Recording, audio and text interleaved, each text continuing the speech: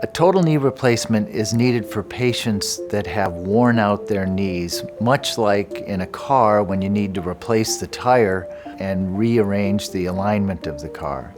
It's a significant surgery that can dramatically improve the function of the patient receiving it. If your knees generally are okay, but only with a lot of walking or heavy work or pain after activity, it's quite possible that's arthritic pain. X-rays of the knee are diagnostic for arthritis, and they will frequently see damaged, narrowed, and even absent cartilage and deformity of the knee joint that can only be remedied with surgical intervention.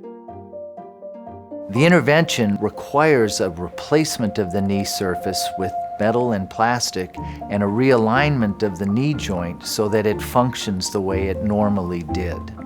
The surgery is not minor. It requires a significant incision. It takes between an hour and a half or even 2 hours to completely do a knee replacement, and the recovery is certainly in the order of weeks to even months before the maximal function of that knee is regained.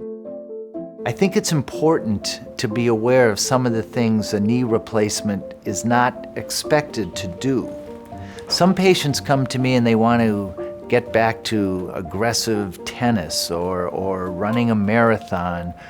It's possible a knee replacement would allow that, but I would never recommend it because the goal of knee replacement is to relieve pain to allow for functional activities such as walking, perhaps golf, dancing, and that's why the ideal patient is certainly over the age of 55, and getting a knee replacement really into your 80s and even 90s is a reasonable thing to do. A total knee replacement can be a remarkable change for good for the patient.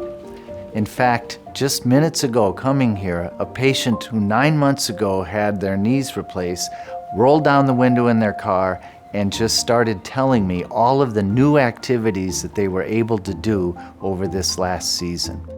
I'm Mike Baumgaertner. I'm a professor of orthopedic surgery at Yale Medicine.